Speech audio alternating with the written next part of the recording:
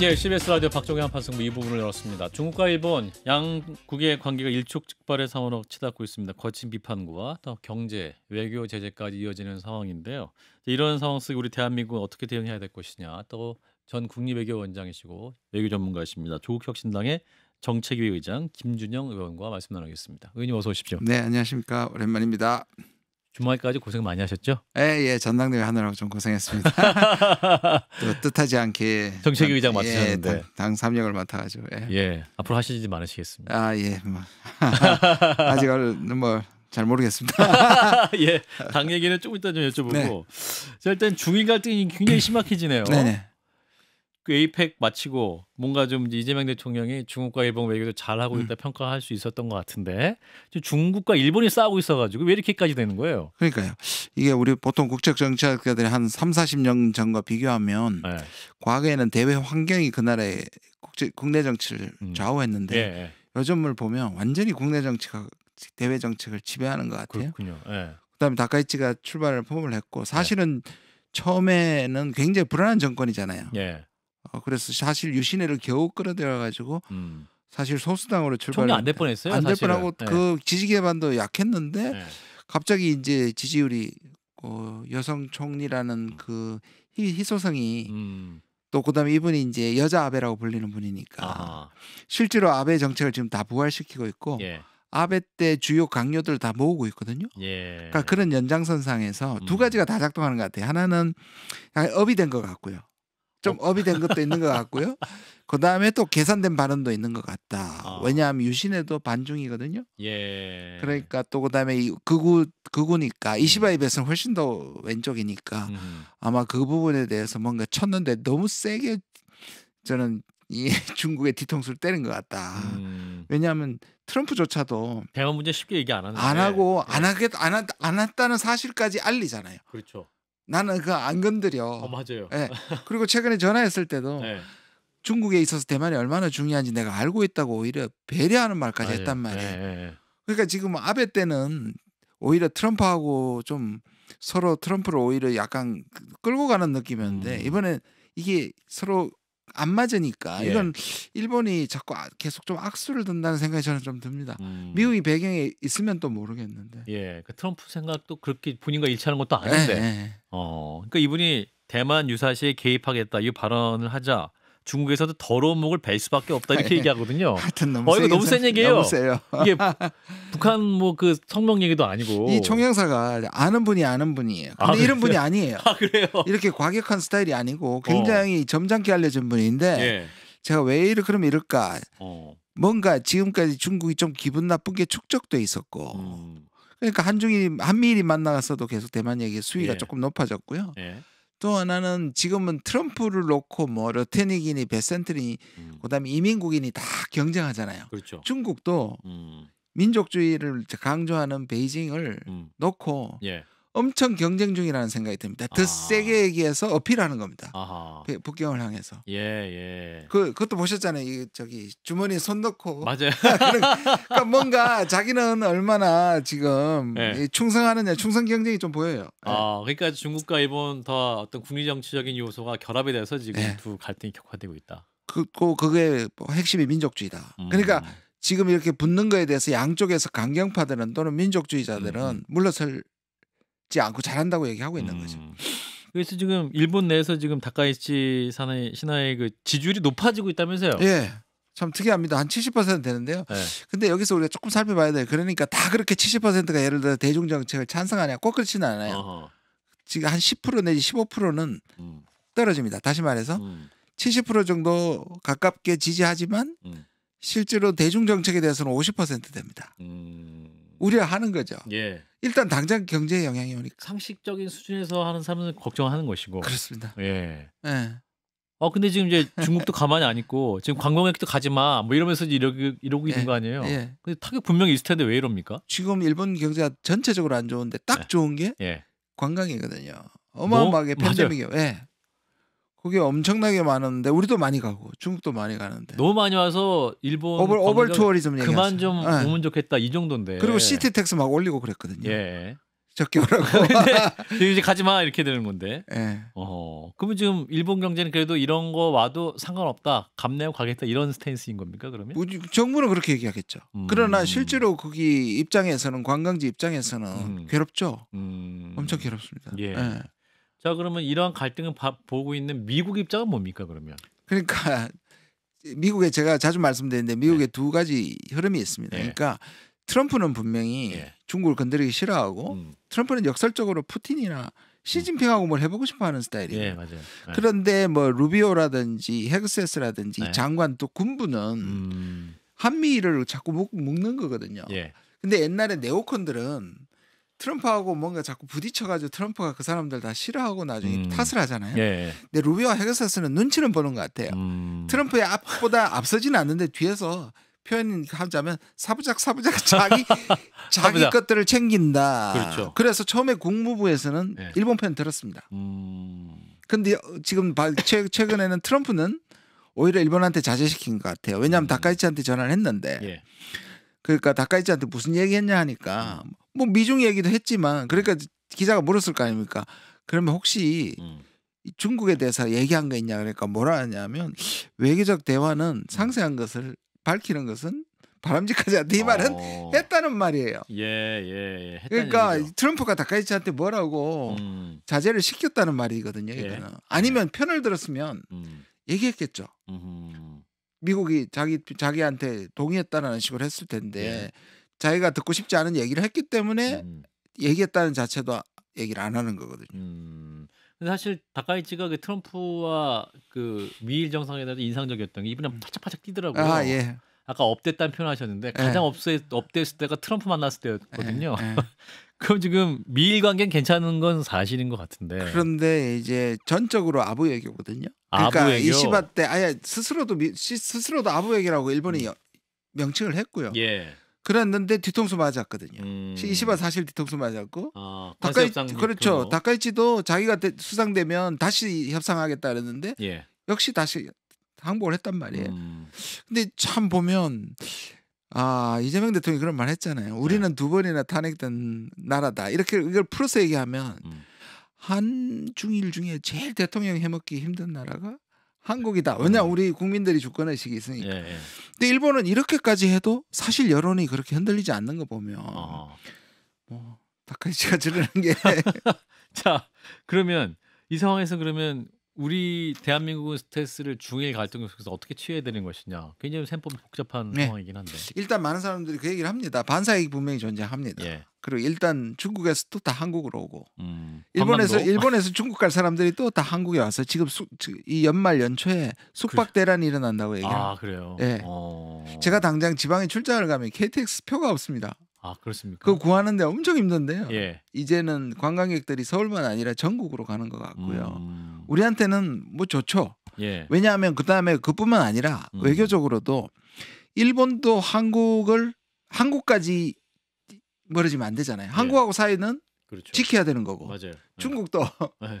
한국하고는 지켜야 돼서 중국하고 일본이 한국을 좋아할 결심이다. 이거는 좋아할 결심이 있었다. 중일이 한국을 좋아할 결심을 지금 했다. 단기적으로 그럴 수밖에 없습니다. 예. 왜냐하면 서로 편이 많을수록 좋으니까. 예.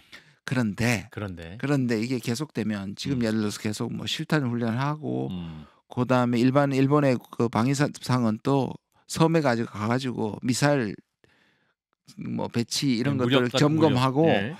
이런 것들이 가면 동북아 전체가 결국 일본하고 중국이 이렇게 붙으면 나중에 우리한테 어디에 설 거냐 이제 그렇죠. 묻게 되는 거고 예. 그러면 또 우리가 또 일본이나 미국 반대 서서 중국하게 설기도 힘들고 그렇게 되면 전반적으로 이 동북아의 긴장이 높아지는 거 우리한테 좋을 건 없습니다. 그럼요. 예. 그래서 지혜롭게 중일 사이에서 적절한 거리를 유지하면서 우리의 국익은 무엇인가에 대한 냉정한 판단. 선택. 그 말을 하셨어요. 이재명 대통령이 예. 리창도 만나고 다카이치도 따로 만났는데 예. 뭐 이번에. 어떤 내용은 얘기 안 했지만 회동을 해서 아마 그런 얘기를 하지 않았을까. 트럼프가 이제 내년 4월에 중국을 간다는 거 아니에요? 예고했었죠. 예. 어떤 만남이 될까요? 지금 일본과의 관계 이렇게 돼 있는 그러니까 이번에 에이펙 왔을 때도 에이펙이라면 거의 하지 않았고 예. 아시아 순방이라고 그랬습니다.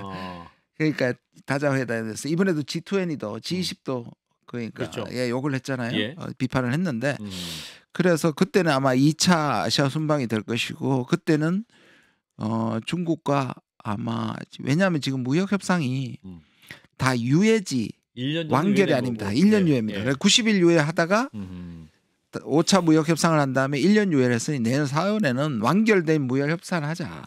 이게 목표인 거거든요. 예.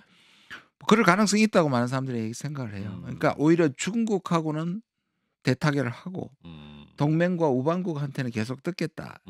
이게 기본적으로 트럼프의 플랜인 것 같고요. 예. 또 하나 이제 얘기가 올 때 이번에 뭐 실패했던 북한하고 네, 아마 하게 될 것 같고요. 네. 그러니까 내년 이제 트럼프 입장에서 중간 선거가 있기 때문에 네. 중간 선거 앞두고 뭔가 성과를 보여야겠다는 생각. 그래서 미중 관계도 좀 풀어야 되는 것이고 네. 북한과의 뭔가 이벤트적인 뭔가 하지 않겠냐 맞습니다. 이런 예상이 있는데 사실 지금 두 가지 악재가 좀 기다리고 있잖아요. 네. 하나는 연방 대법원 판결이 네. 관세 관련해서 예, 생각보다는 어떻게든 아직은 제가 여러 미국 그 동료들한테 아는 분들한테 해봐도 정말 모르겠다.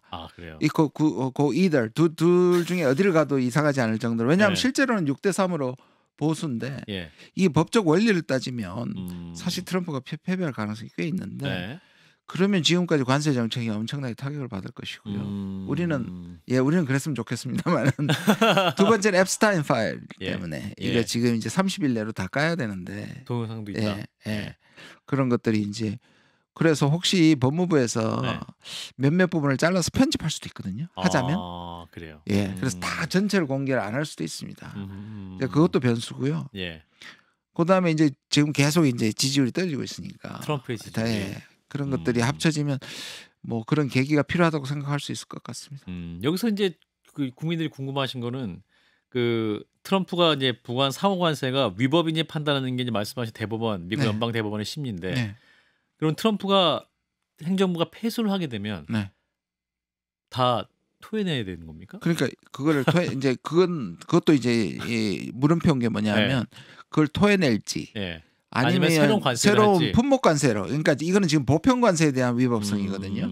품목 관세나 또는 슈퍼 301처럼 어떤 특정 국가에 대한 거는 괜찮습니다. 지금 뭐냐면 세계 보편으로 때렸기 때문에 예. 이게 그 정도 때리려면 그거는 국회를 통과해야 된다는 거거든요. 예. 근데 이제 품목 관세나 아까 말한 한 나라에 대한 그걸 하는 걸로 바꿀 가능성이 있죠. 근데 그렇게 되면 지금까지의 전체 힘을 받는 게 힘이 확 줄기 때문에 예.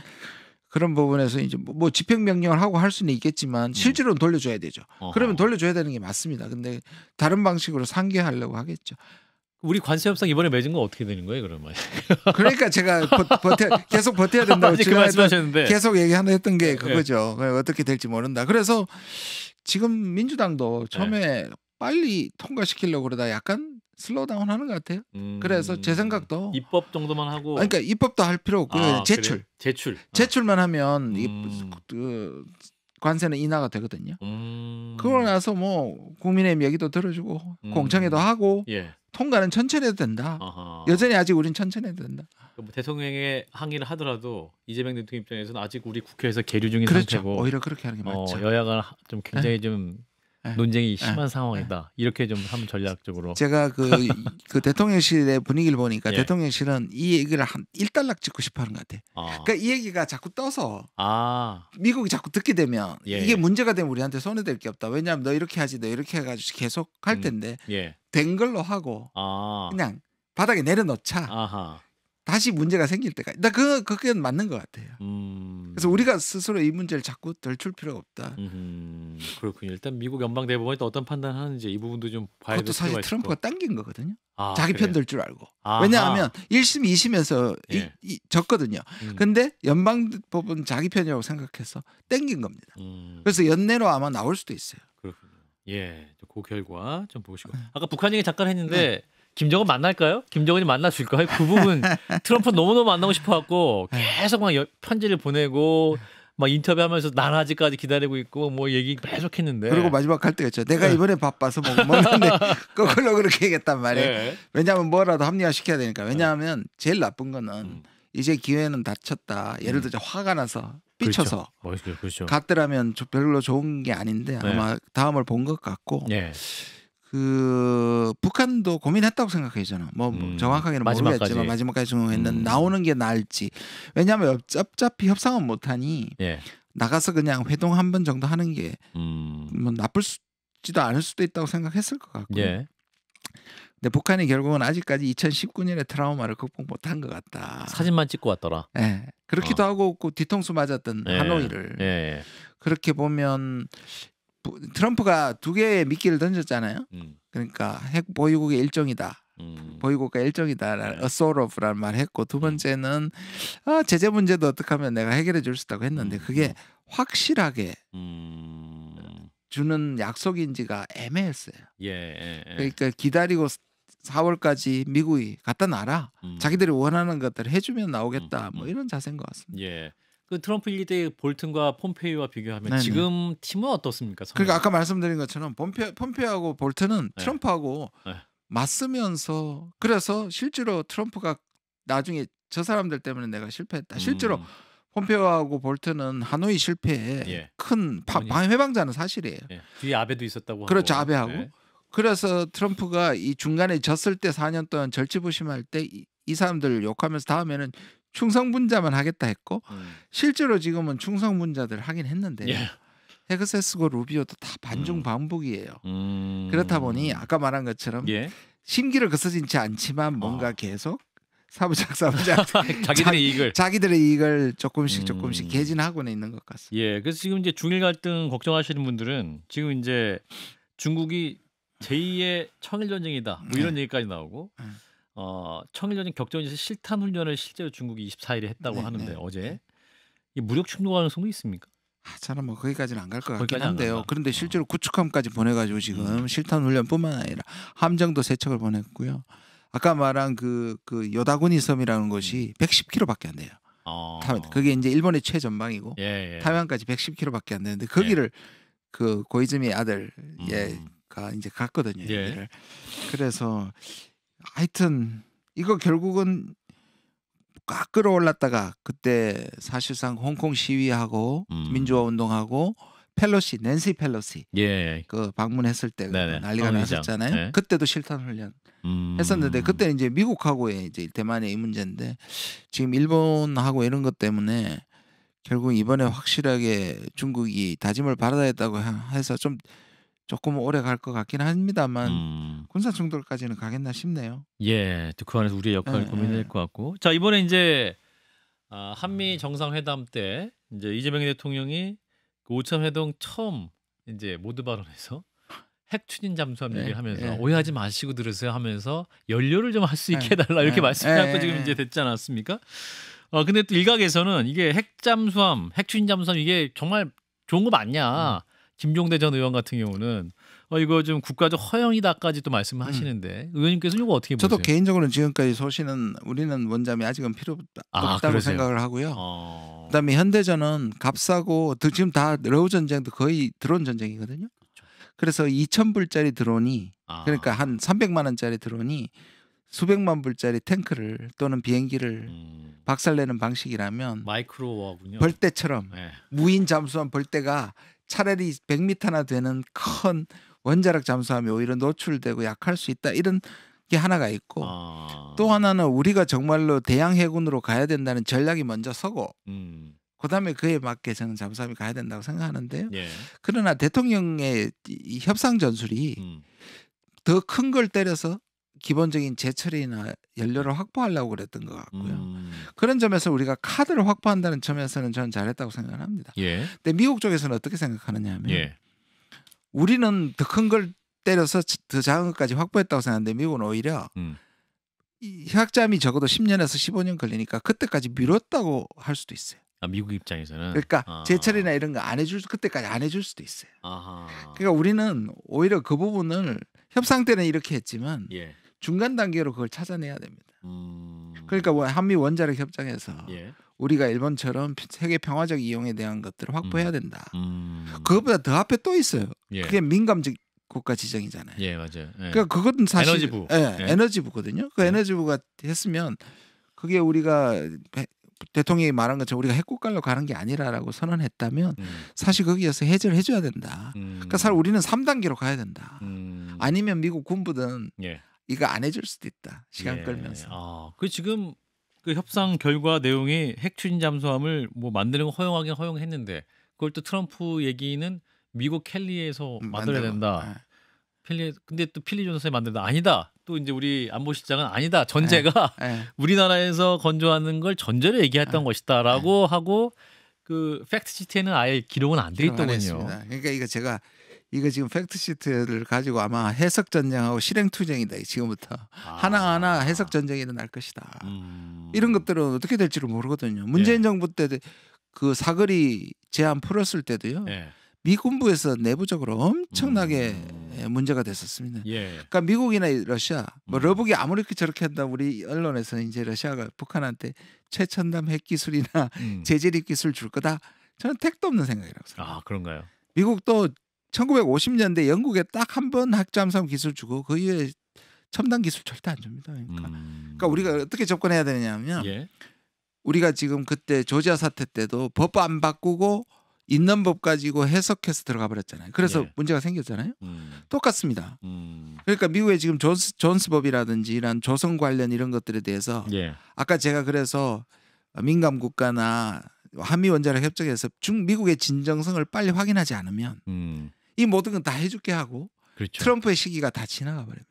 트럼프도 자기 책임이 아니라서 던진 것일 수도 있고요. 그러니까 이런 것들을 미국의 전정성을 확인하는 일종의 실행 투쟁? 우리 입장에서 보면 해석 전쟁에서도 이겨야 되는 겁니다. 사실 트럼프 임기도 또 중간 선거 지나면 또 힘이 후반부로 떨어지니까 사실은 전례가 있어요. 문재인 정부 때도 핵잠 원래 비공개 장소에서 허락했단 말이에요. 그렇군요. 승인했는데 가서 그게 무산됐거든요. 그 네오컨들에 의해서 반대가 됐거든요. 그걸 또 끈질기게 또 우리의 이익을 위해서 계속 또 실행 투쟁 말씀하신 그렇죠. 그 부분을 해야 되겠군요. 이재명 대통령 얘기가 나왔습니다만 지금 중동 갔다 왔다가 이제 투르키에 방문하고 이제 내일 아마 돌아오실 것 같은데 또 외교 전문가로서 어떻게 보십니까? 그 굉장히 그 취임 이후에 얼마 안 되는 기간 동안 굉장히 많은 일을 소화한 거잖아요, 사실은. 그 일단 뭐 워커홀릭 같긴 하고요. 아니 미안하다 그러면서 비행기를 계속 3일씩 보통 그렇게 6박 10일 이렇게 되면 3일은 비행기 안에서 잔다는 얘기거든요. 지난번에도 그랬고 미국 정상회담 그래서 같이 수행한 사람들이 너무 불쌍하긴 한데요. 하여튼 엄청나게 열심히 하고 잘하고 싶으신 것 같아요. 그리고 지난 3년을 약간 뺏긴 기간, 지워진 기간. 그래서 거기에서 성과 또 어떻게 생각하면 비교가 워낙 잘 되니까 좀 신도 나신 것 같고 기저효과가 있죠. 기저효과가 있고 본인이 잘한다는 걸 증명하고 싶어하고 그다음 그렇잖아요. 지방자치단체를 했기 때문에 이제 행정 능력은 이미 금정이 됐는데 국가가 다루는 외교는 아니었거든요. 지금까지 보면 꽤 잘하는 것 같습니다.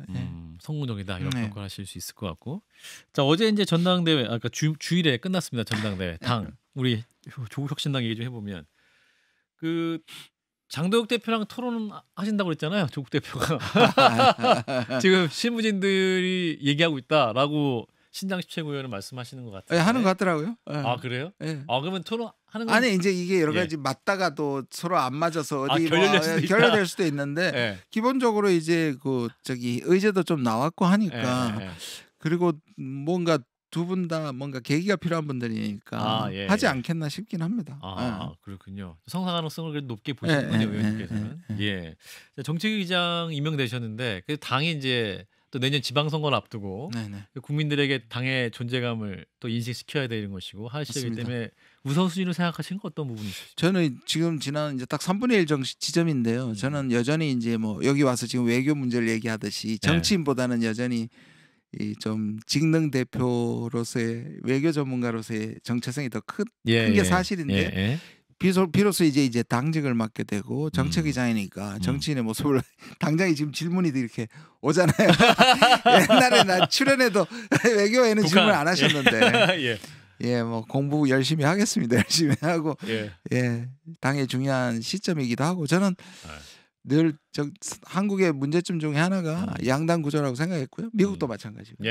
주요 국가 중에 한미가 가장 극단적인 정치 구조와 분열 구조를 갖고 있다. 그래서 3당 4당의 시대적 요구가 있기 때문에 저는 그 역할을 해야 된다. 사실 그런 3당들이 한 번씩 돌풍은 일으켰는데 뿌리를 그렇죠. 못 내렸어요. 예, 맞아요. 왜냐하면 선거법이라든 이런 것들이 바뀌기 전에는 돌풍만 있지 뿌리를 못 내리거든요. 예, 예. 그게 당의 사활이기도 하고 또 시대적 정치 개혁이기도 하니까 이 부분에 대해서 좀 가장 앞서서 주도를 해야 되겠죠. 그다음에 이제 지방선거가 있으니까요. 근데 이런 제도 없이 지방선거에부터 우리는 불리할 수밖에 없으니까 예. 고민이 많습니다, 사실. 예. 아무튼 그런 의미에서 또 조국 대표는 우원식 의장을 만나셔서 개헌 얘기도 예, 하셨던 오늘 것 저 그 같은데. 자리에 있었는데 개헌 말씀하셨다가 비판받은 두 분 다 비판받아가지고 동병상련이 좀 있으신 것 같습니다. 예. 또 차차 또 그 얘기도 앞으로 나눠보도록 네. 하겠습니다. 일단 여기서 보내드릴게요. 네. 김준영 조국혁신당 정책위 의장이었습니다. 고맙습니다. 의원님. 고맙습니다.